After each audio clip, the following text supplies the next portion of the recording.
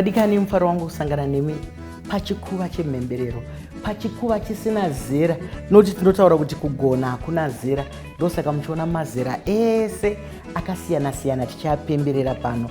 Vanenge vachiita zvakanaka, zvinenge zvichizunza masaisai, vanouya tichivapemberera pano nekuti vanenge vachisumudza mureza weZimbabwe, vanenge vachisumudza rupawo rwedu. Asi hatigone kupinda muchikamu chinoka tisina kutenda vakotsveri vedu vedandemutande vanotipa masaisai ekuti tigone kutandadzana pasi rose.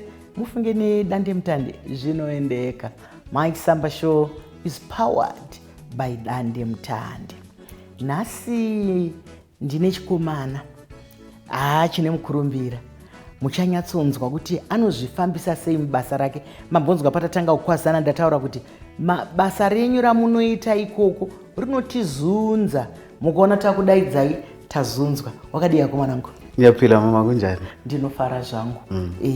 Ibizo lako ngubani? Mina igama nguVusa Hlatshwayo elokuzalwa, kodwa elomsebenzi bangithi umsebenzi kaBlacks. Ndizvozvo chaizvo. Atipa mazita ake maviri, rebasa nezita rake repachitupa chairo. Saka iwe unoda kuti ndikuti ani? Mukangoti mwanangu zvakwana. It's okay. Aiwa, ndinotenda chaizvo mwanangu. Asi satapinda muchikamu chino, regai ndiverenge macomments anogara uya achibva kuvanhu vedu vanenge vachiteedza zvirongwa zvedu. Zvandogara kutaura zviya kuti hatina chatinonyatsosarudza, mese tinokutendai nekutiteedzera. Saka zuva nezuva tinongonhongawo imwe chete mbiri. Nhasi pano ndine mbiri. Ino yabva kuna Sinikiwe Zikiti. Wakadii zvako Sinikiwe? Ari kuti apa vari kutaura pamusoro paBaba Manyeruke, ndo vatikapedzisira kuita navo chikamu chinechi. Hanzi baba, komborerwai. Vabereki vangu vaida chaizvo kuridza nziyo dzenyu, zvakaitawo kuti nesu vana vavo tifarire nziyo dzenyu. I'm so happy to see you baba. May God continue to bless you. Munoparidza some very powerful sermons through singing. Tinokutenda hongu. Kuimba ikoko imharidzo chaiyo yakatozvisimbira. Ino yabva kuna Bongeni Mapalula. Ari kuti Zimbabwean Music Hall of Fame is incomplete without mentioning Baba Manyeruke. Zvechokwadi, kana Baba Manyeruke wasina kutaurwa hatisati tatanga. He is one of the pioneers of Zimbabwean gospel music. Ndinovimba kuti Baba Manyeruke kwavari kuzvinzwa vari kunyatsozvifarira kuti aiwa, amen, ichokwadi chaizvo. Wataura mazita ako rebasa nerechii. Ndinoona kuti mubasa rako tiri kuteedza basa rako rakanaka makorokota. Basa rako uri kurigona. Ndinoda kuti ishuviro yekuti kana vana vakaita semi vari kuteedza mabasa, vari mundima dzinofadza, nesu vakwegura tinogara tichiti hevo vana vedu veZimbabwe tinoziva kuti nyika yamangwana yakanaka. Ndinoona kuti pabasa rako tikakwereta izwi rechirungu unodirecta music. Asi pandakatarisa ndakaona kuti hauiti nemunhu umwe chete, unoita nevaimbi vakasiyana-siyana. Izvozvo zvinofamba sei? Saka ini ndakatanga basa ndichiri kumusic. Pakuimba kwacho ndo zvandaifarira. Iwe waitoimba? Ndaitoridza magitare, ndaitotamba. Kubvira ndichiri mudiki ndaitotambira vabereki kusvika ndini ndaitonzi TV panguva iyo. Saka but pakukura ndakazoona kuti pamwe kumira pamberi pevanhu ndichitamba ndichiimba pastage zvinogona kundiremera, asi ndichine chido chekuti ndibatsire music iende mberi. Saka zvekutanga zvandakatanga kuita studio yangu yega ndichirekodha vamwe vaimbi vachangotanga, tichibatsirana kuti vaite masongs avo vachibudisa talent ravo. Saka ndakagadzira studio yandandinayo kudhara 2011 kare. Saka kwaiva maartist akasiyana, vaimbi vakasiyana vemunharaunda yandaigara kumachovana kuBulawayo. Vana vanonzi Muzo 7 achiri kuimba nanhasi and achiri kuendera mberi. And ndiye munhu wandakatanga kutamba naye panyaya dzemusic. But sezvandataura before, kuti zvakandiremera kuti ndimire pamberi pevanhu. Ndizvozvo chaizvo nokuti kune vamwe vanhu vanogona kushanda vakatarisana nevanhu asi kune vamwe vanogona kushanda vachingobika kuseri ikoko anditaita usati waona kuti vamwe tinenge tichidya kumberi uku but vamwe vanoda zvekushanda vari kuseri ikokoko. Chipo chako ichocho hachina kungotanga chedota ndakabva ndazoita studio yangu ndakabva ndazoimba. Ndipe kanhoroondo kadikidiki kanondirakidza kuti zvakauya sei wakatanga sei. Sezvo ndataura pandaitamba nemaartist manyo vaimbi vachiri kutanga. Wanga wari makore api kana ukazvitondera? Ndinenge ndakanganwa ndachangobva kuchikoro kuA level kwandakaita zvandakaita. Baba vangu vaindipushira kuti ndiende kuhambenokara kunursing kana kumasoja. Ndaingotiza ndichinogara kwaba mukuru ndichiitira kuti ndozoita zvangu zvekuimba zvandofarira. Saka kufambidzana neshamwari dzangu ndopandakaona kuti ndogona kubatsira vaimbi ndiri kumashure ndichigadzira yatinoti nechirungu image yavo, kuonekwa kwavo, unhu hwavo. Saka kutangira from zvavanopfeka nekuti kana vari pavanhu vanozvitakura sei, vanofamba sei, tikabwereka izwi rechirungu unoita sekuti kunge uri kuita grooming etiquette yekuti vaonekwe kuti vakapfeka zvakanaka, vari kunge vaine audience yakaita sei. Nokuti izvozvo zvauri kutaura zvakakosha chaizvo kuti muimbi azive kuti ndiri kunoita, nekuti vanotarira vane mazera akasiyana siyana. Nokuti zvinonakidza zera diki pada hazvinakidza vana sekuru, zvinonakidza vana sekuru pada hazvinakidze mazera ari pakati. Saka ndichida kukutenda nebasa rako rauri kuita nekuti ndiri kuona kuti hausi kutarisa mazera. Unoita misambo yakasiyana siyana here? Kuti notoziva kuti kune misambo yakasiyana siyana, kune dzinoitwa nevadiki, kune zvevakuru, kune zvegospel, kune zvipi zvakadini dini. Iwe unongomira nemusambo umwe chete here kana kuti unoita misambo isese? Right, inini handimiri nemusambo umwe chete. Sezvo ndataura kuti basa rangu nderekutora chipo chemuimbi nemuimbi wacho ndogadzira munhu achazofarirwa nevateereri nevanozoona paTV.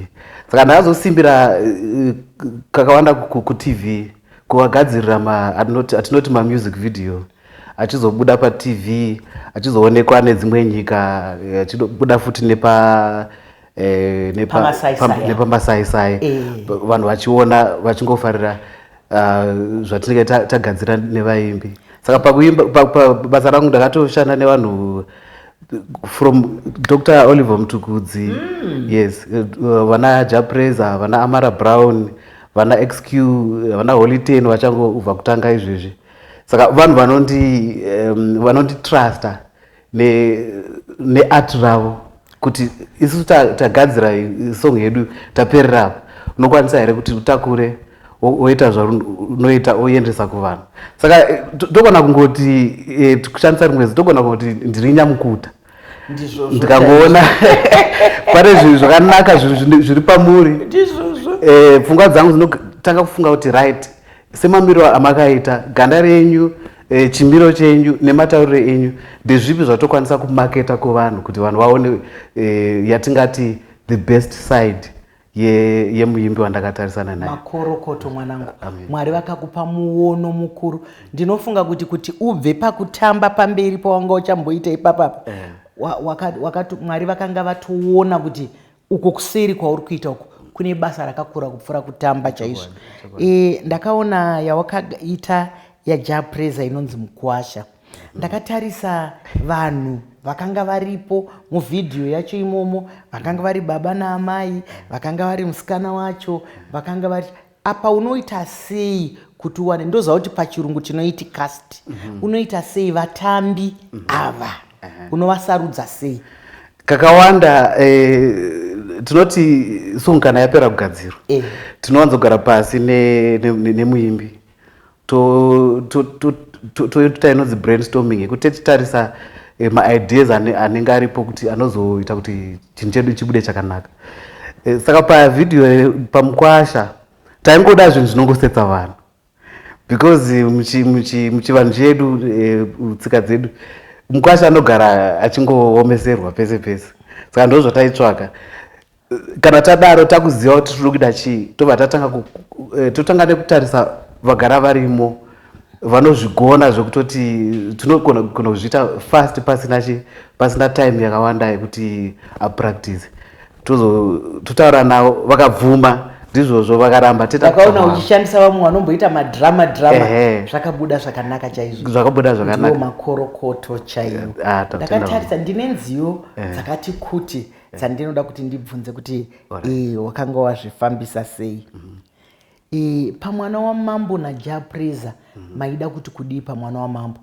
Vana vemadzimambo munoziva kuti kunyange kari kamwana kadiki kakadai kanotetwa useka mambo kadiki. Ndo nyaya yataka pane nyaya yakavanzika pavidhio riya. Zvamunoona munhu akada mwana wamambo zvikazoitika kuti hazvibvumidzwi because haasi muropa racho riumambo. Saka wasengena esikhathini esinzima ngenxa yalokho. So kodwa indaba enkulu esasifuna ukuyikhuluma laphana mama yikuthi ungakhangela ekucineni uyabona uJapreza ethwele into ebaziweyo, ilitshe elibaziweyo libaziwe inyoni yeZimbabwe. Shiri yeZimbabwe ndiri kunzwa. Yes. IsiNdebele ngiyadobhadobha. All right.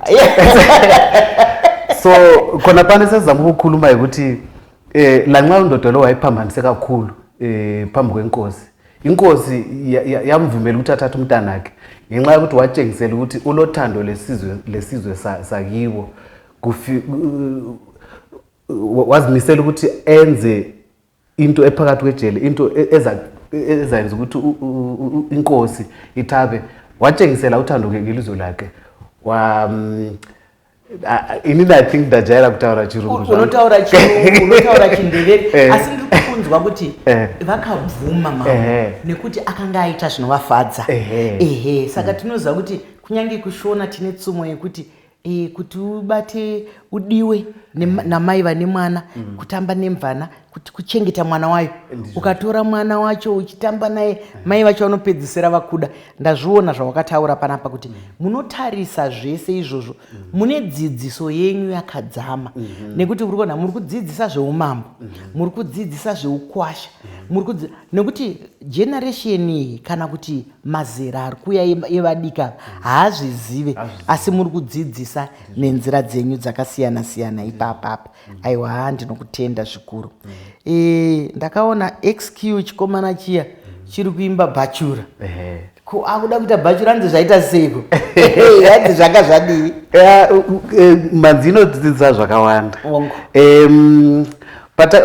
Pandakasangana naXQ ndofunga ndoo madhays ekutanga because ndaigara kuBulawayo.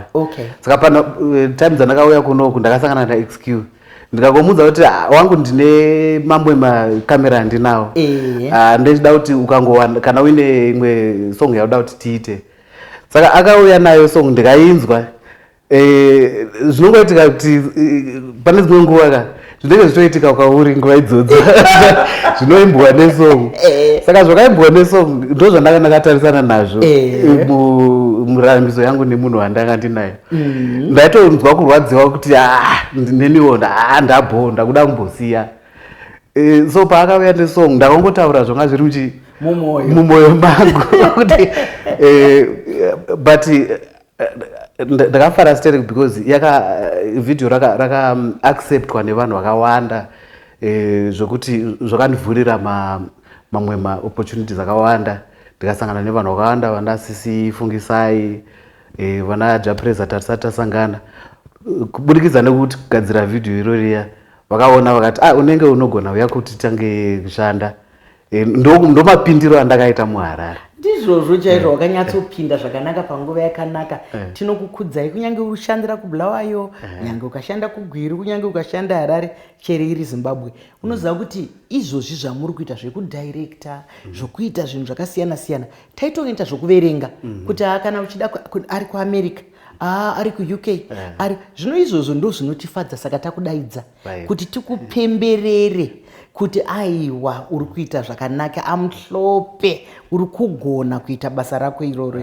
Ndaitarisa zvimwe zvaunoita hatingati macommercials kana kuti maadverts kana kuti zvakadini paadvert apa kana muda kuti ndoziva kuti kutengesa asi akwandakatarisa unoita sekunge uchatengesa kana madhaka vanhu vakatenga chii chiri mauri chakavanzika nokuti kakumaketa aka kakutengesa aka zvinongoreva kutsvetera munhu unozvifambisa sei wakazviendera kuchikoro here nekuti kuna vamwe vanotozviendera kuchikoro kunodzidziswa kuti aiwa kana uchida kutsvetera munhu kuti aite zvakati ita izvi neizvi kana kuti chipo chakangobuda chiri mauri.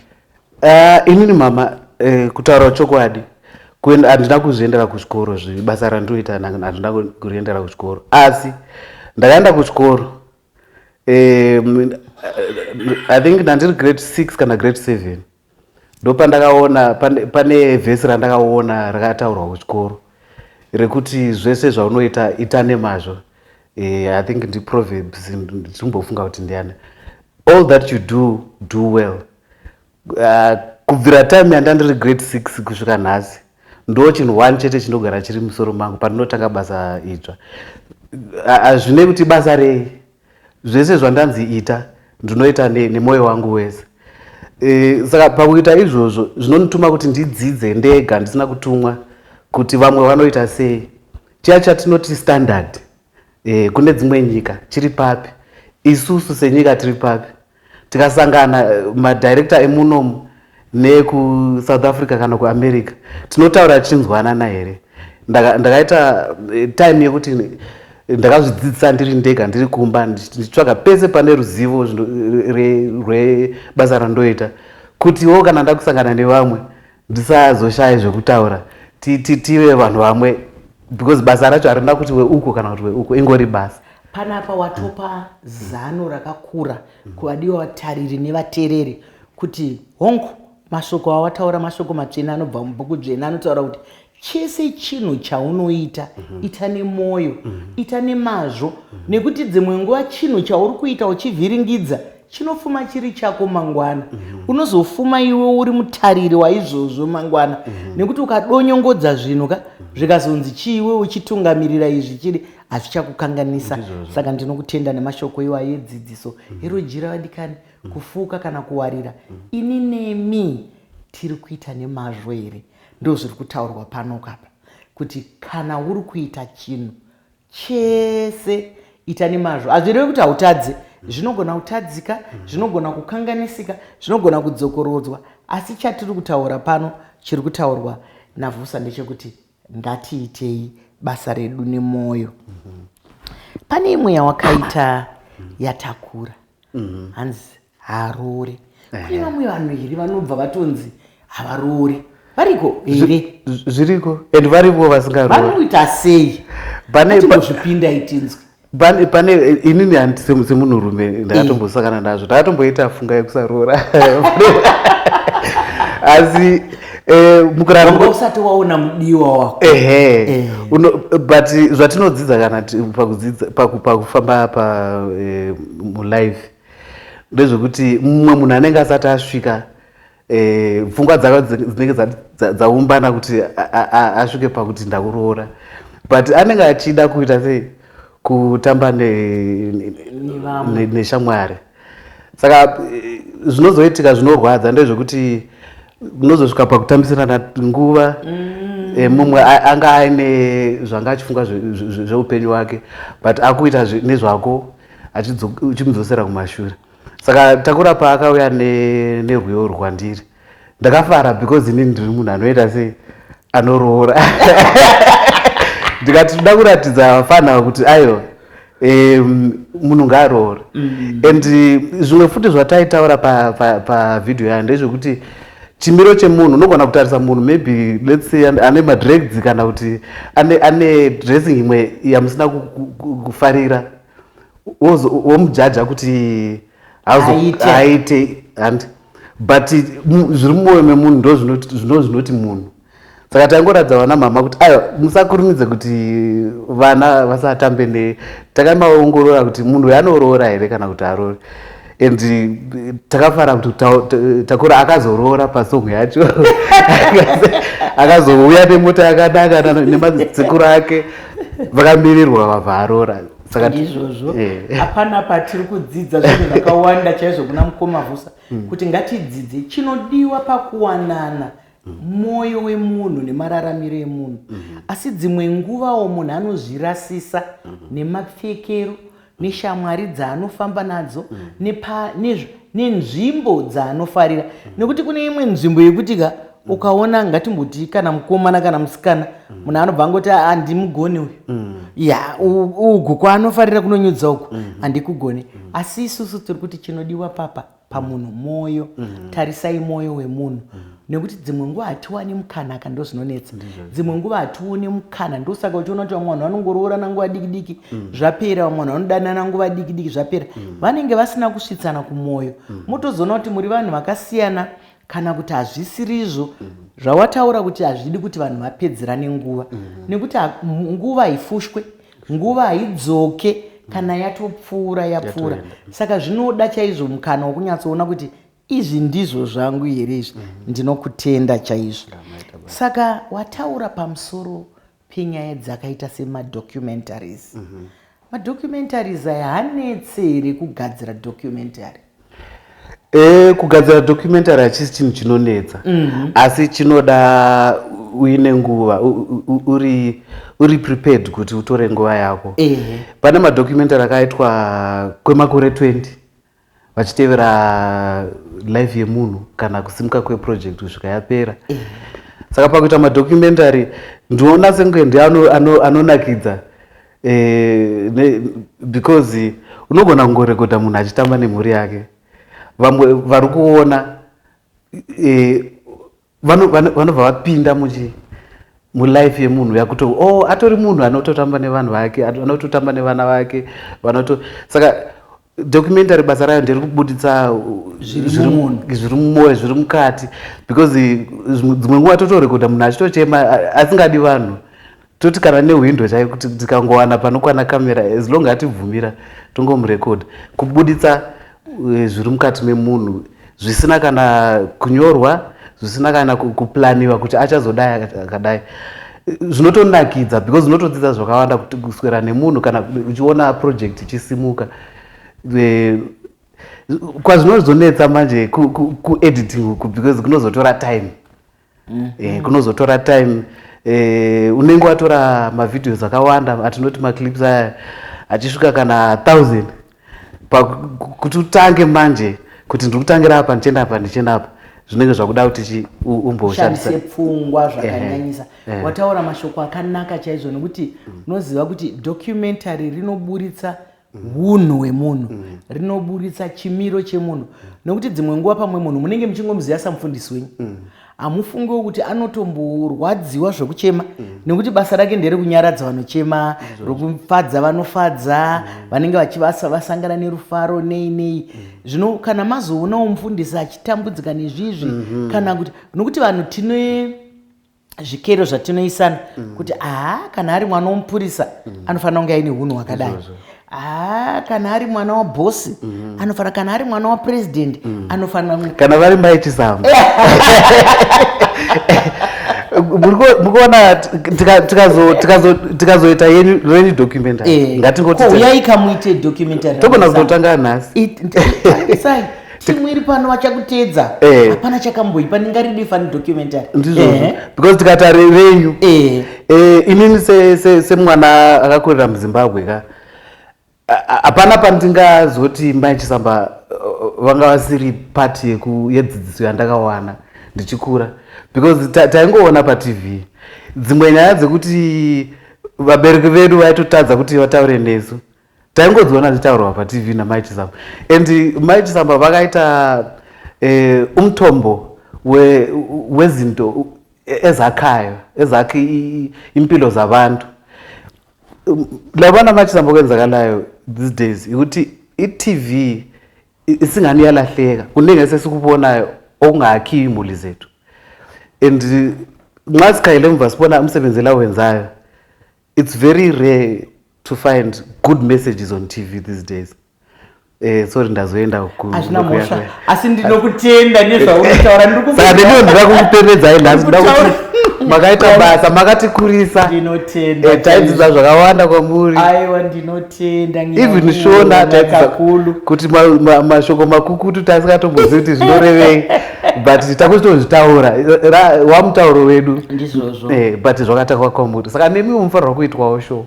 Aiwa ndinotenda chaizvo nekuti kana vanhu vachikuudza kuti tadzidza kwamuri izvozvo zvinobata mwoyo wangu nekuti kana munhu uri kuita basa sezvawataura zviya kuti ukaita basa rako nemwoyo haumbofunga kuti ndiri kutariswa haumbofunga kuti pane ari kuti kudini nekuti unenge uchiita chinhu chako nemwoyo. Asi kana tozonzwa motaura zvamunoita kuti kubvira tiri vadiki hongu ndinogamuchira kutenda.